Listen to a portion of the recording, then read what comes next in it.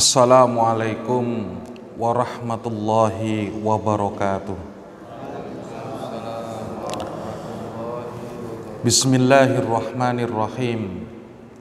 Alhamdulillahi rabbil alamin. Wabihi nasta'inu ala umurid dunya waddin. Wassalatu wassalamu ala ashrafil anbiya'i wal mursalin, Sayyidina wa habibina wa qurrati a'yunina Muhammadin sallallahu alaihi wasallam wa ala alihi wa ashabihi ajma'in, amma ba'du.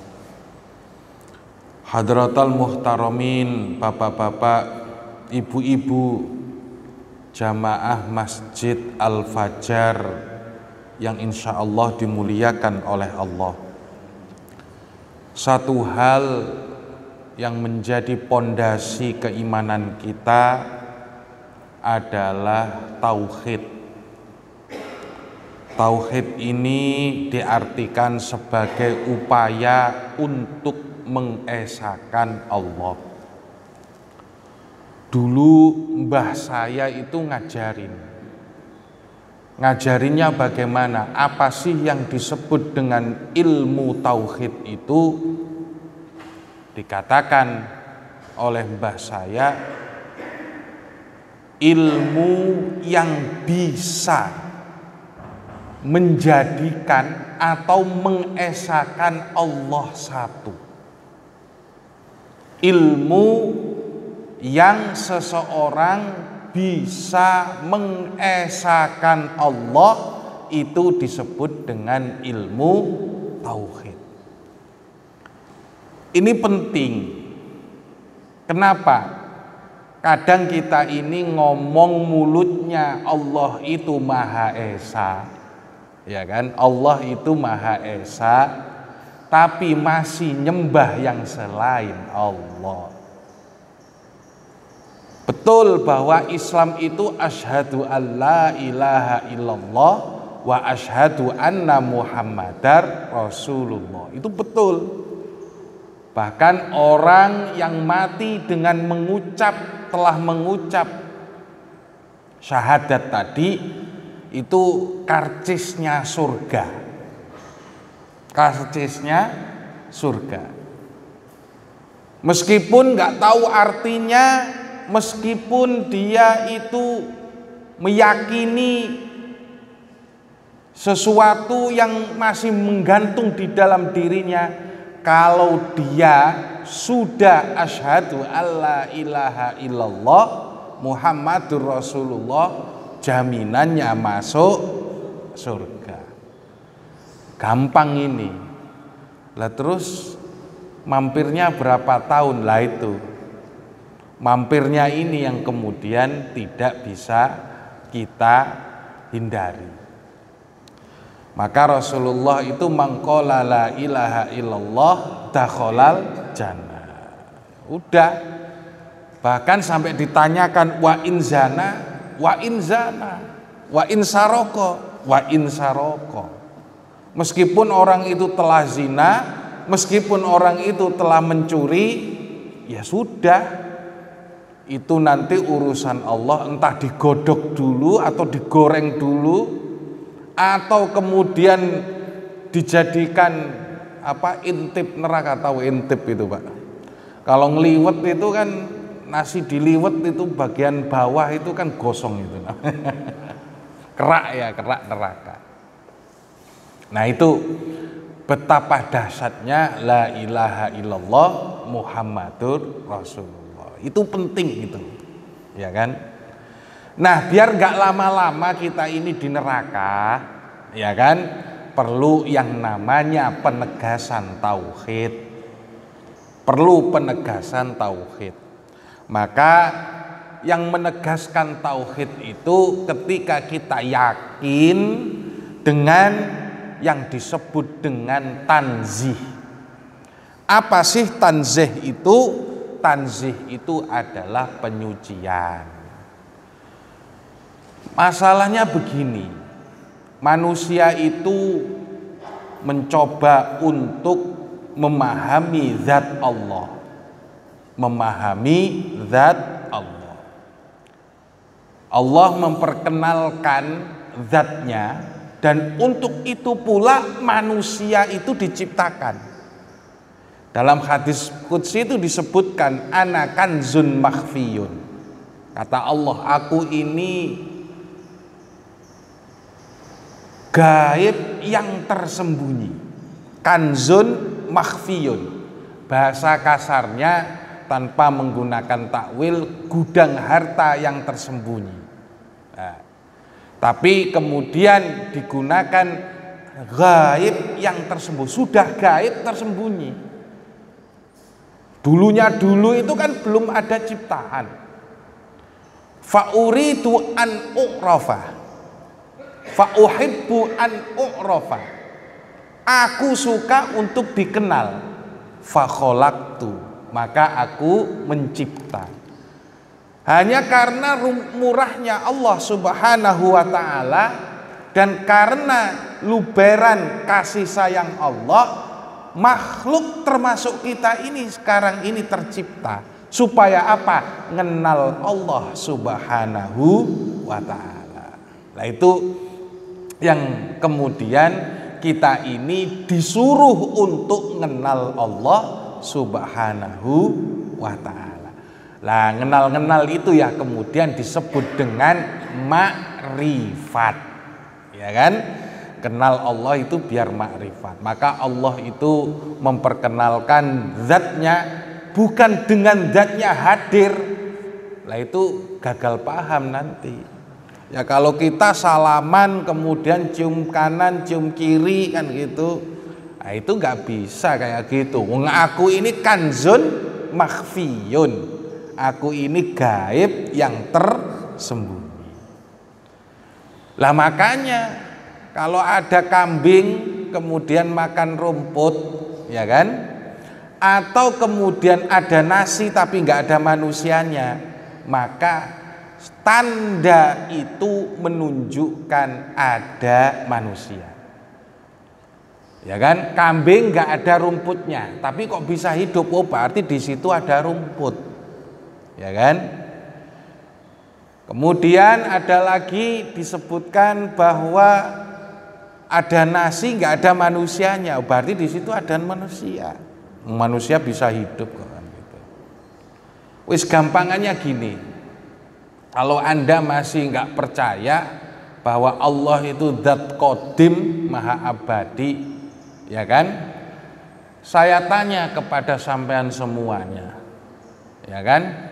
Apa mungkin ketiadaan menciptakan keberadaan? Apa mungkin ketiadaan menciptakan keberadaan? Mungkin apa enggak ibu-ibu? Yang awal itu 0 apa 1? Loh, diajak matematika pada diajak.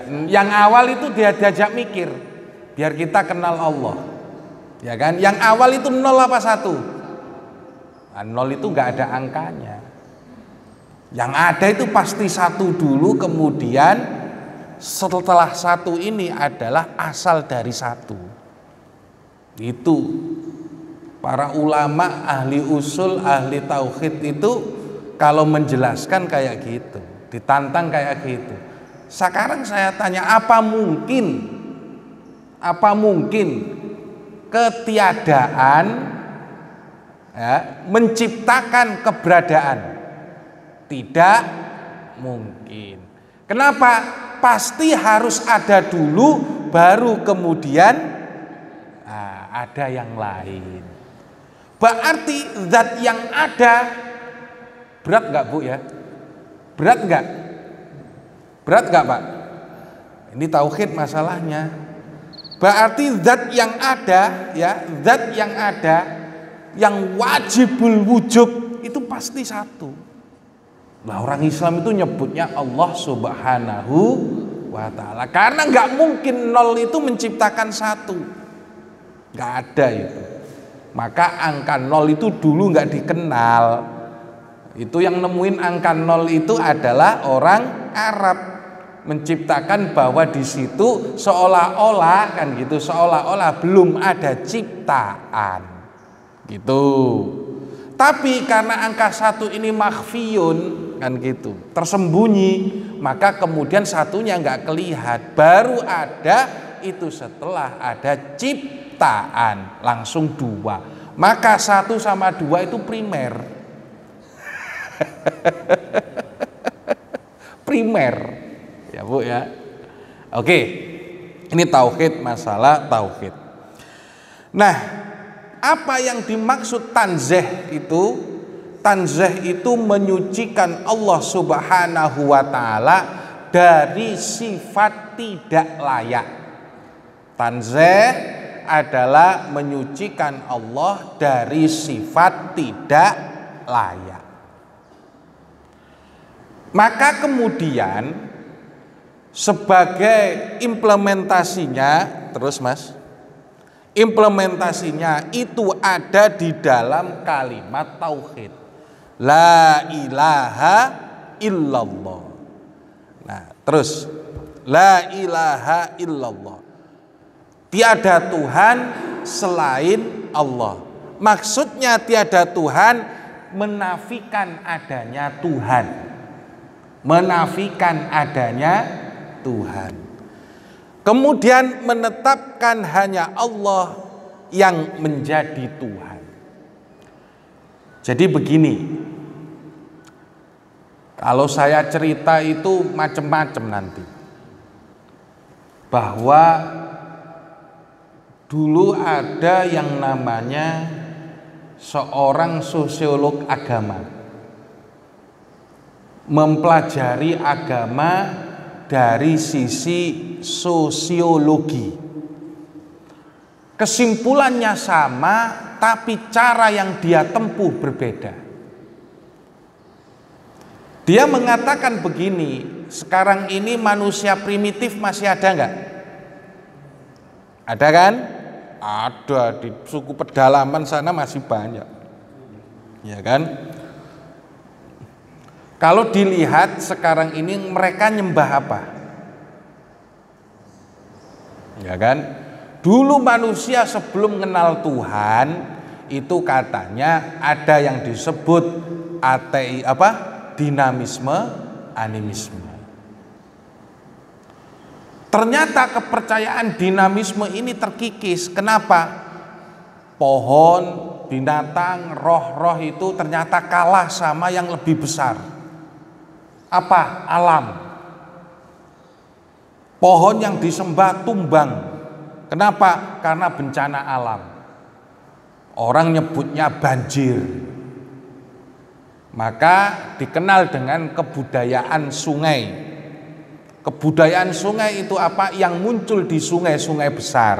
Karena mereka menggantungkan hidupnya pada sungai. Akhirnya setiap sungai dijadikan sebagai Tuhan atau dewa. Ternyata ada yang lebih besar lagi. Sungai itu ternyata bisa surut, habis airnya, kena bencana alam lagi. Kemudian sampai ke zamannya Nabi Ibrahim, sebagian masyarakat yang masih musyrik itu kemudian ada yang nyembah matahari, ada yang nyembah bulan. Sampai Nabi Ibrahim sendiri bingung. Kenapa? Oh, yang disembah itu matahari, tapi matahari kalah. Oh, Nabi kok kalah? Iya, belum jadi nabi. Dalam mencari Tuhannya itu ia dihadapkan dengan segala fenomena alam, mengira bahwa matahari itu adalah Tuhan, ternyata kalah sama bulan. Kenapa? Bulan tampaknya lebih terang daripada matahari, karena pada malam hari matahari menyilaukan, bulan indah. Akhirnya ada dewa siang dan malam. Yang dulunya hanya bersifat lokal, ini bersifat negara. Lama kelamaan kemudian orang sudah tahu kemana-mana, ya kan? setiap dia punya hajat, ternyata katanya punya penguasa tersendiri.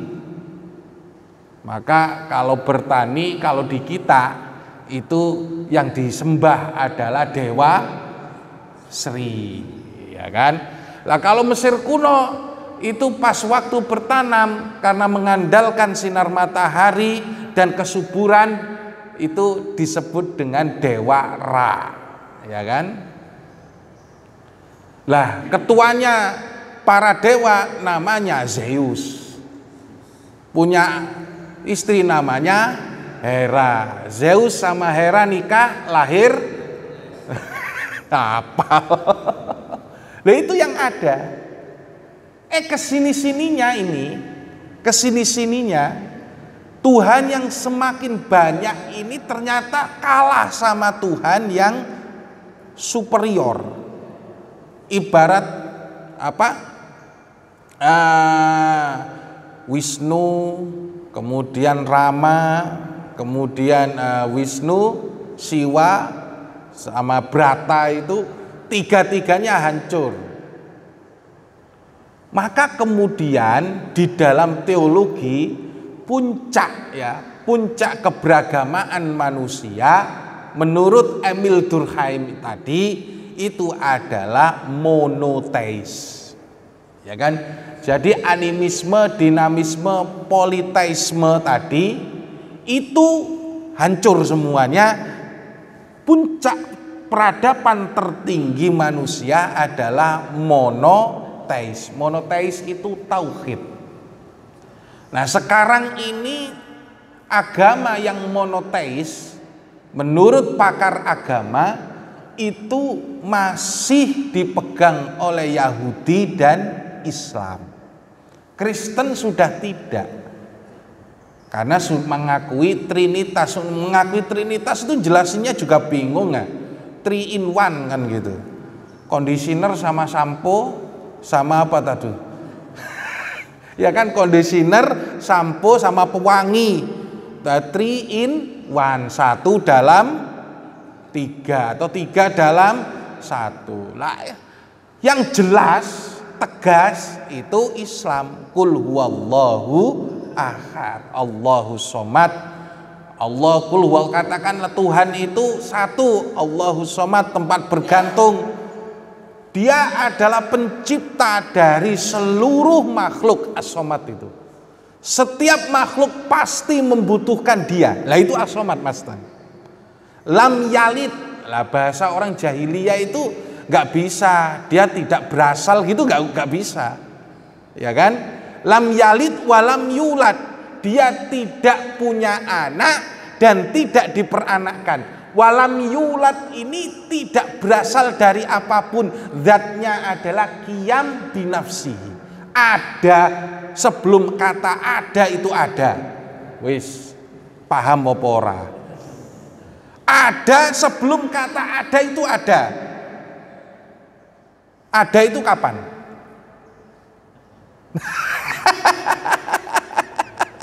Ada itu kapan?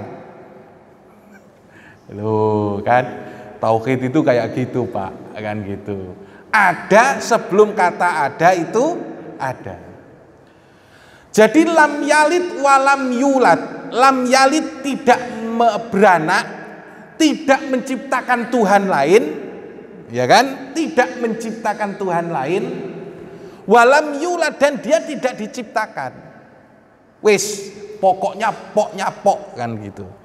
Jadi ini yang kemudian menjadi dalil dari penafian yang disebut dengan tasalsul. Penafian terhadap tasalsul. Tasalsul itu gini loh. Kita ini asalnya siapa?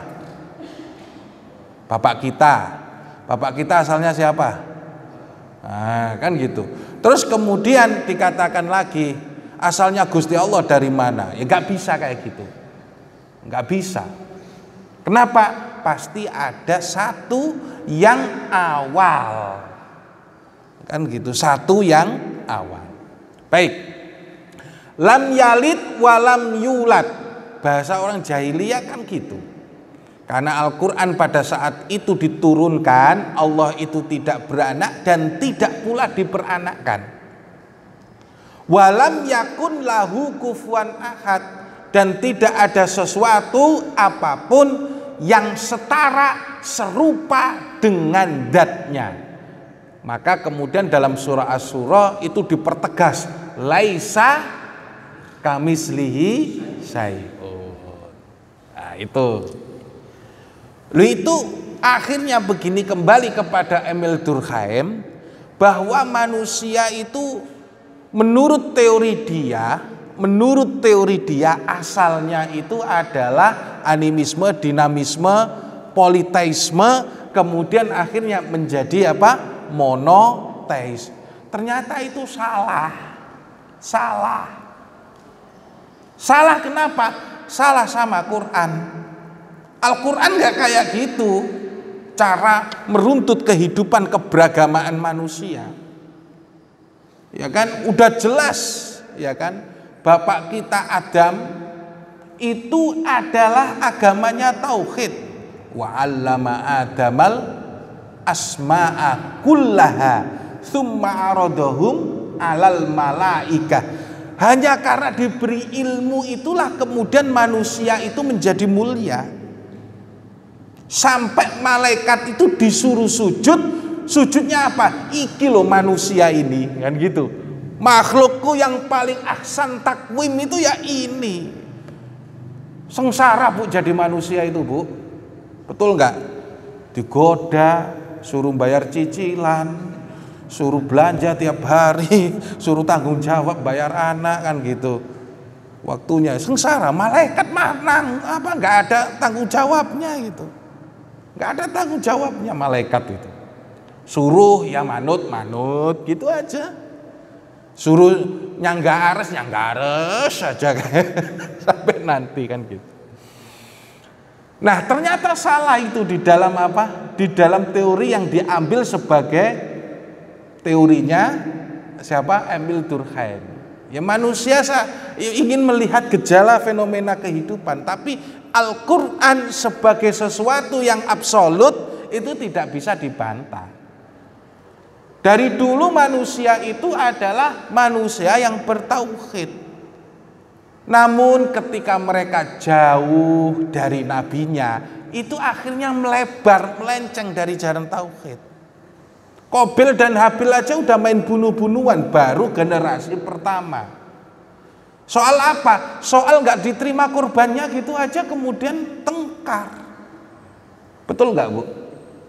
Nah mereka kemudian turun-turunnya ini semakin jauh dari bapaknya. Kira-kira kalau masih ditungguin orang tua, anak-anak ini berantem nggak? Bu, berantem apa enggak? Kalau masih ditungguin bapaknya, berantem nggak? Enggak, berantemnya nanti kalau bapaknya wafat, ribut apa? Lah, udah paham itu. Lah, gitu, selagi nabinya ada lurus. Selagi Nabi Muhammad masih ada lurus, enggak ada itu. Musailamah Al-Kadzab kemudian ngomong saya menjadi nabi, gempur. Ngapain gitu? Ya kan? Kemudian ketika Bani Israel ini ditungguin nabinya masih iman. Tapi ketika mereka sudah jauh dari nabinya, mereka itu melenceng.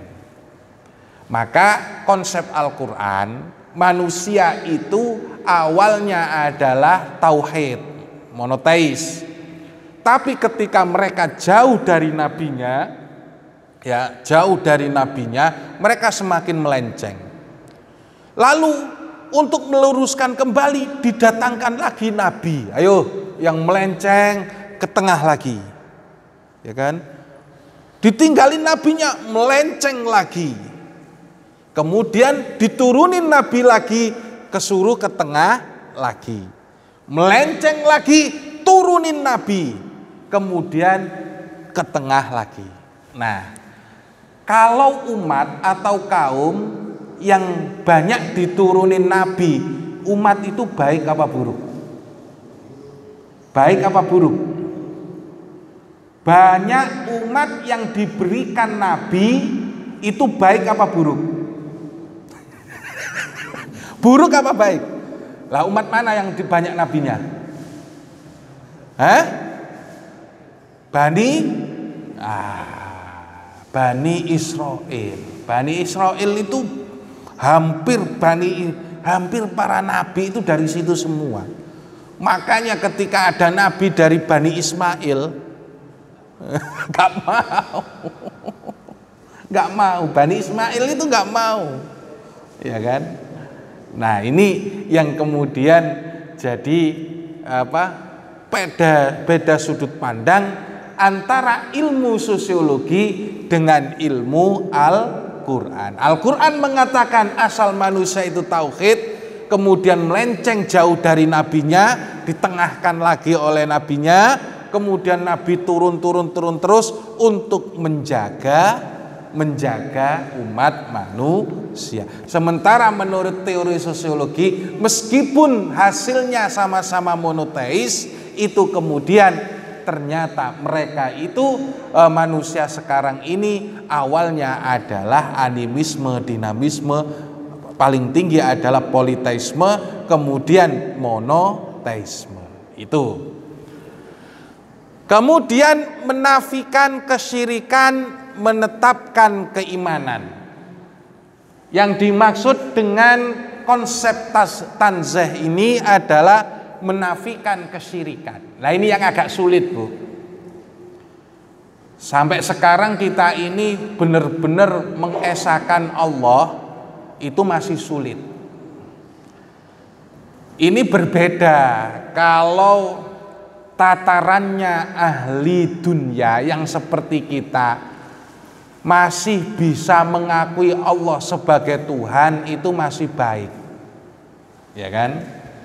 Tapi kalau kalangan ahli sufi nganggep dirinya ada, itu sudah nggak baik.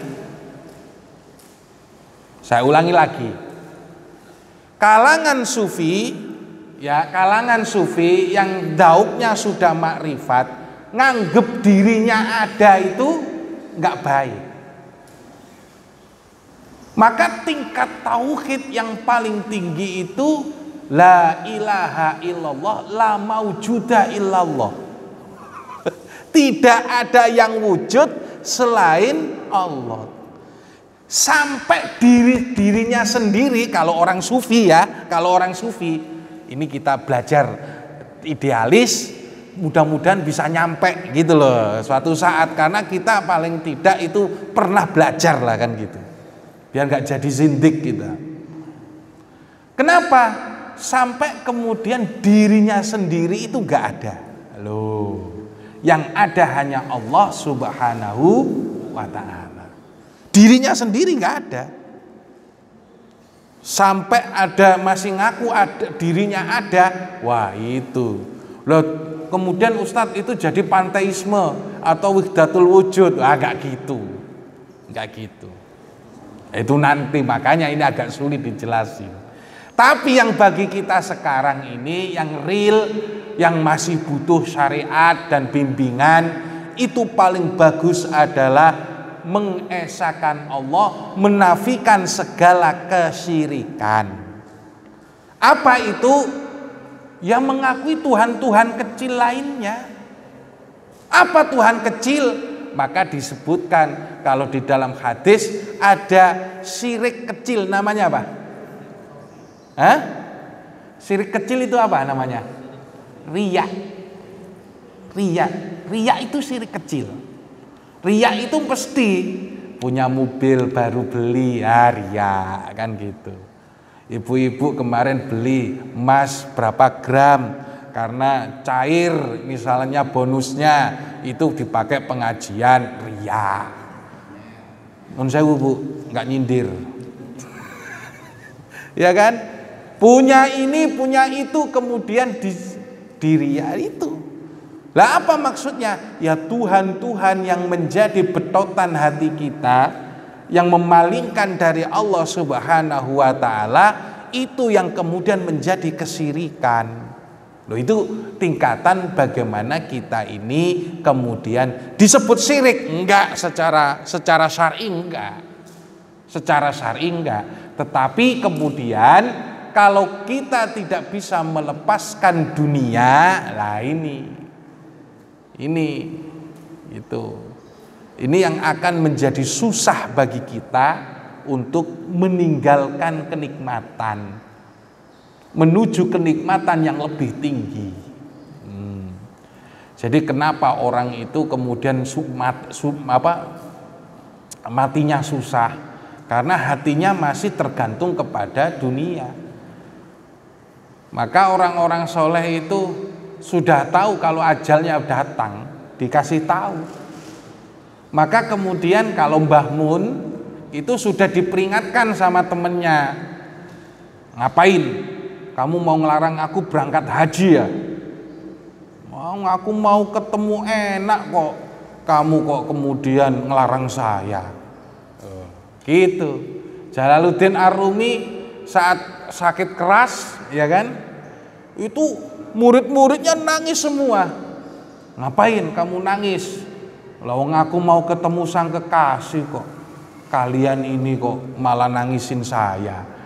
Ketemu sama sang kekasih, kan gitu. Kapan Bu siap? Nah, ini yang kemudian jadi jadi gambaran. Jadi mensyirikkan, menafikan kesyirikan itu adalah menafikan segala hal yang bisa mengesahkan Allah. Kadang anak kita, kadang harta kita, kadang properti kita, kadang ternak kita, kan gitu. Ya kan? Maka kadang itu Allah itu nyindir sama kita, fawailul lil musolli, kan gitu. Lah masih sholat Allahu Akbar, komporku udah mati apa belum ya? Gitu. Allahu Akbar, tadi mobil udah dikunci apa belum ya? Gitu. Baik. Kemudian tiada Tuhan, mustahil tiada mengharuskan keberadaannya. Mustahil tiada mengharuskan keberadaannya. Ini zat Allah. Zat Allah itu disebut sebagai wajibul wujud. Wajibul wujud, wujud yang superior. Dalilnya apa? Dalilnya adalah alam semesta. Allah Subhanahu wa ta'ala itu tidak bisa ditemui dengan hissi. Tahu hissi? Hissi itu indera, tapi bisa ditemui dengan akli, akal. Kalau indera itu berdasarkan apa? Berdasarkan apa? Penginderaan. Mata bisa melihat, ya kan? Mencium, mendengar dan sebagainya. Itu nggak akan bisa. Mbok ya Anda sampai kemudian nyari Allah di ujung dunia dimanapun nggak akan ketemu. Justru kalau ada orang yang nyari Allah ketemu, tersesat dia. Loh iya, kok ngaku ketemu sama Allah, sesat dia. Allah itu laisa kamislihi syai'un, tidak ada sesuatu apapun yang serupa dengannya.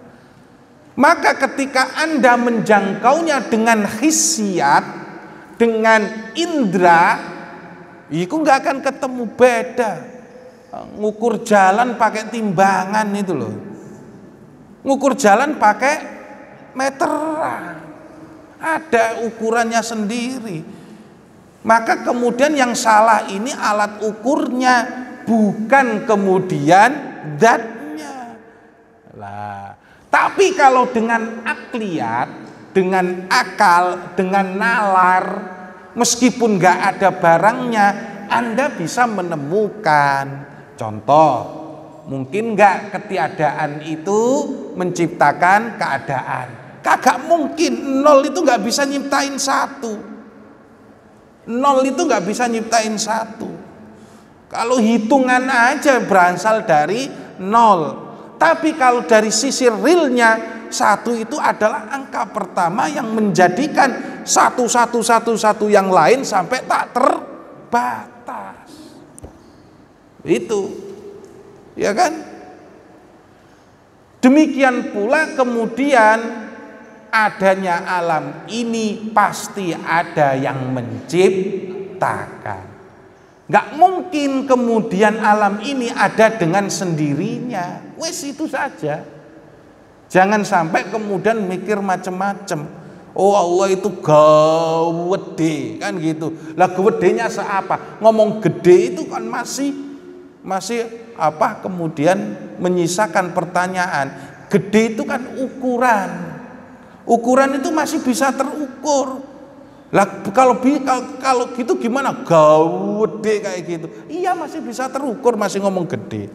Lah kalau Allahu Akbar, Allah Maha Besar. Lah besarnya itu artinya apa? Nanti akan dibahas, kan gitu. Baik, selanjutnya. Menafikan kemakhlukan, menetapkan ketuhanan.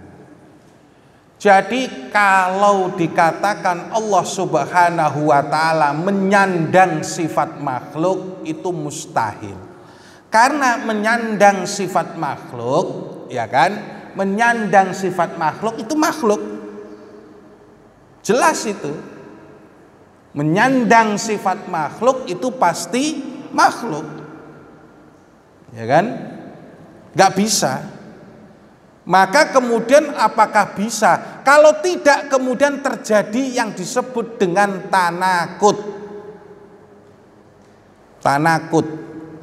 Bisakah yang kodim ini kemudian bercampur yang hadis? Bisa enggak mati sama hidup itu kemudian bertemu? Aduh, enggak bisa. Secara akal seperti itu. Nah ini yang kemudian menjadi konsep dari akidah tanzih. Lanjut Mas. Nah ini ya sekedar cerita saja.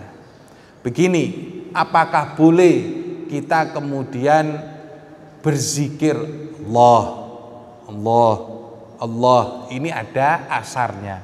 Dari siapa? Dari Imam As-Sibli. Imam As-Sibli ini wali besar yang memberikan apa? Dia nggak mau ngucap la ilaha illallah karena di situ masih ada aibnya. Ngomong la ilaha tiada Tuhan, berarti sebelumnya kita ngakui ada Tuhan itu. Bener nggak? La ilaha illallah kemudian dinafikan. Maka ketika saya ngomong la ilaha itu kemudian jadi apa? Jadi masih mengakui Tuhan, kemudian dinafikan, dihilangkan. Mbok yo kemudian enak gini saja, Allah, Allah, Allah, Allah. Nah begitu alasan dia. Tapi sama orang syariat, ahli tasawuf yang juga memadukan ahli syariat itu dibantah. Yora, nggak gitu. Ulama itu kan macam-macam Pak. Ada yang saking rasanya itu sudah tinggi sehingga kadang lupa sama umatnya, lupa sama pengikutnya, akhirnya saenake dhewe. Yang penting aku mengesahkan Allah, mengagungkan Allah. Akhirnya apa? Zikirnya Allah, Allah, Allah gitu. Lah iya dia sudah nutut lah umatnya ini. Lah gimana saya diajarin oleh Allah kok? Ya kan? La ilaha illallah, la ilaha illallah. Lah itu kan rusum syar'i. Rusum syar'i itu adalah yang digambarkan atau yang disebutkan di dalam syariat. Rasulullah itu mangqala la ilaha illallah Muhammadur Rasulullah dakhalal jannah. Itu rusum syar'i. Maka ya kita nggak bisa dong kan gitu. Untuk melalaikan syariat. Ya namanya orang perasaan itu kalau sudah cinta itu ya segalanya tiada, semuanya itu yang ada hanya sang kekasih. Lah itu makomnya Imam Sibli.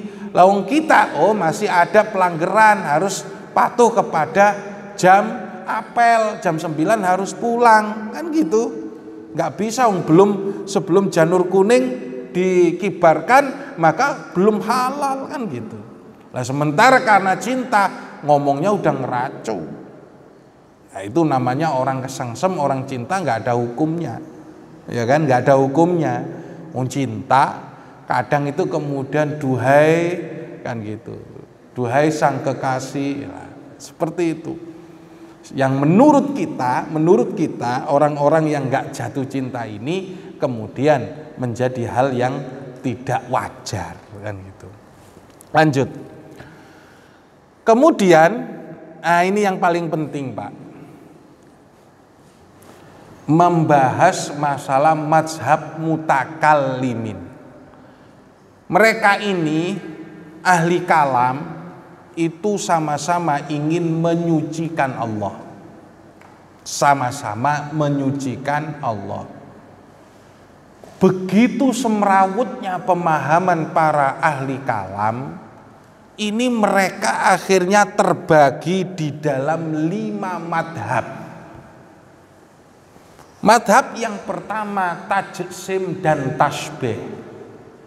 Maka kalangan karomiyah, ya kan, mujassimah, musyabbihah, ya kan, itu mengikuti tajsim dan tasbih.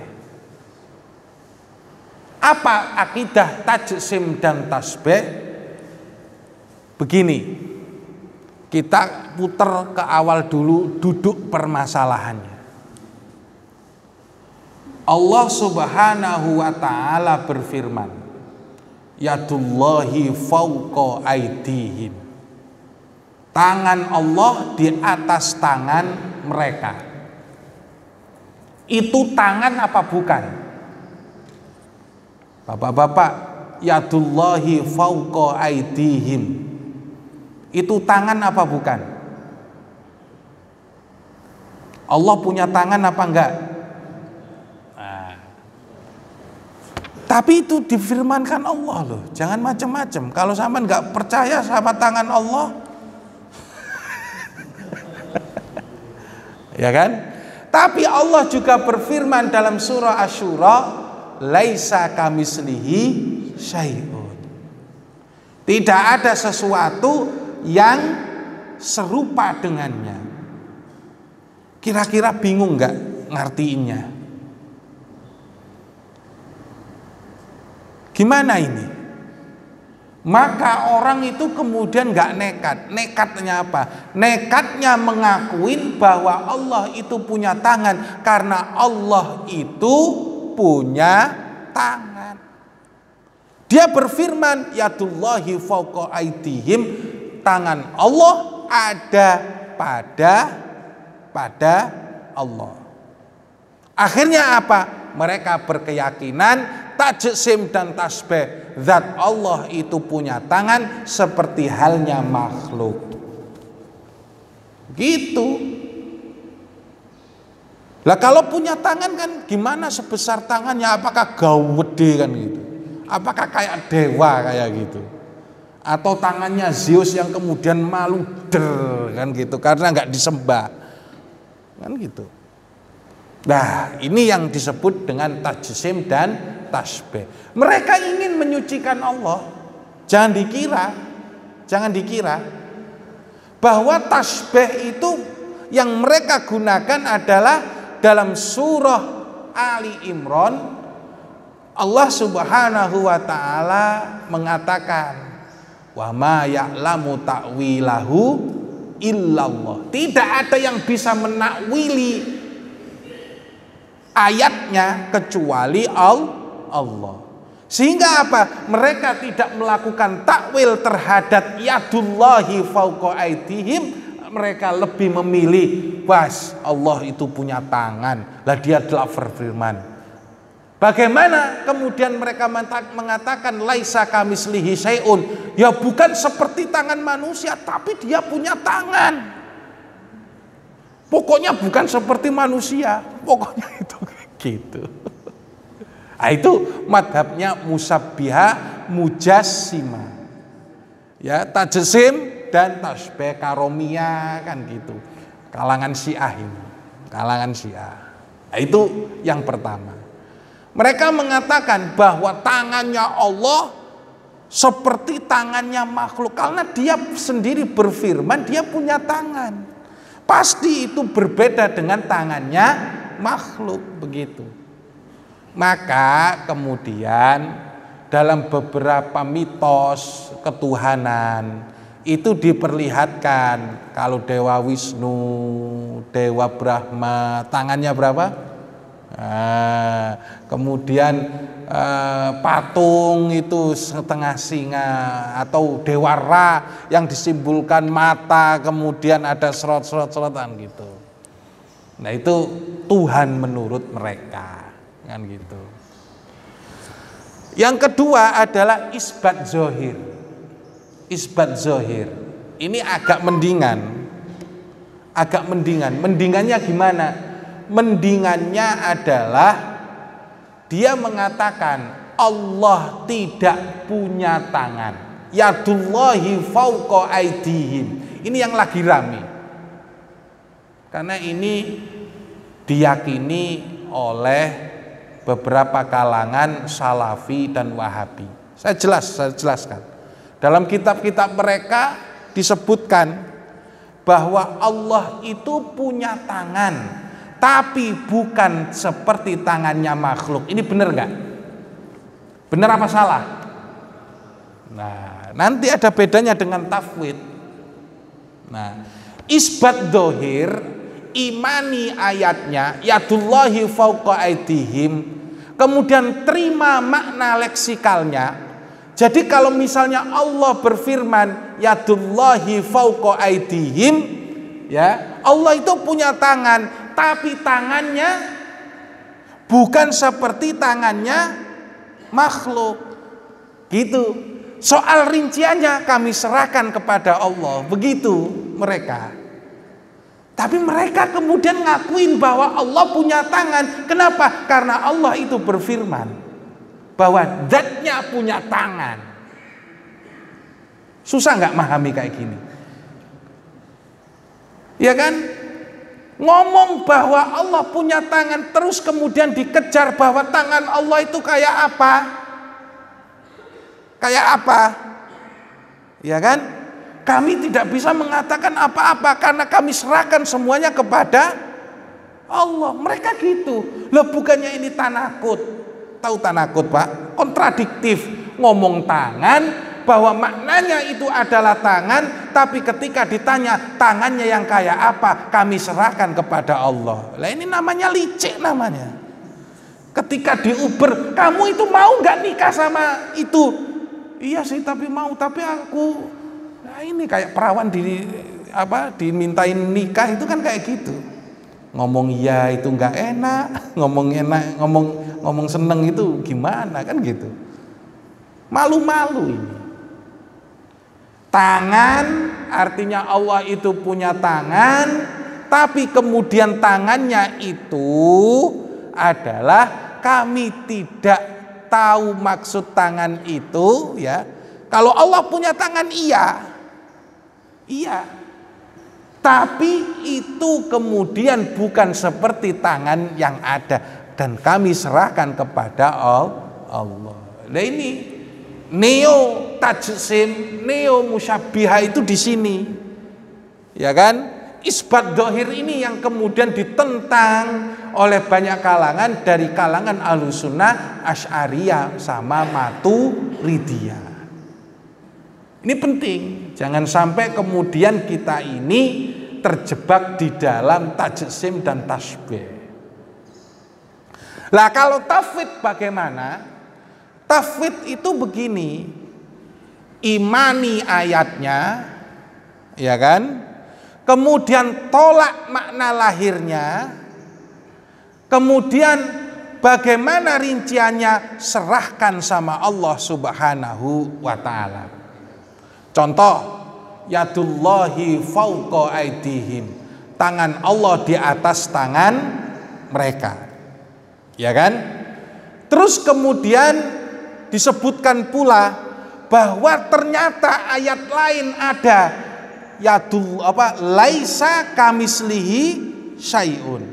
Otomatis makna tangan ini tidak bisa diterapkan kepada zat Allah. Kami tidak menerima makna lahirnya, akan tetapi kami serahkan kepada Allah Subhanahu wa ta'ala. Itu tafwid.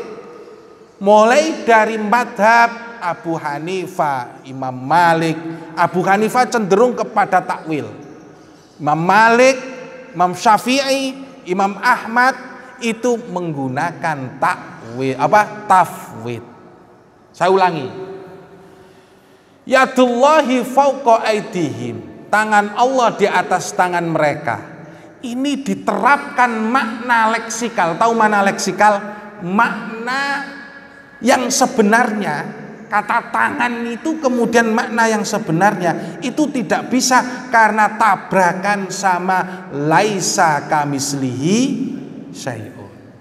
Akhirnya makna leksikal itu, makna dohir itu tidak diambil, tapi langsung saya tidak menerima makna itu, tapi saya serahkan kepada Allah. Itu tafwid namanya. Lah bedanya dengan isbat zahir apa? Diterima maknanya bahwa Allah punya tangan, tapi kemudian diserahkan sama Allah. Lah ini nantinya tanakut. Tanakutnya itu apa? Terjadi kontradiksi, ngakuin tangan tapi diserahkan sama Allah.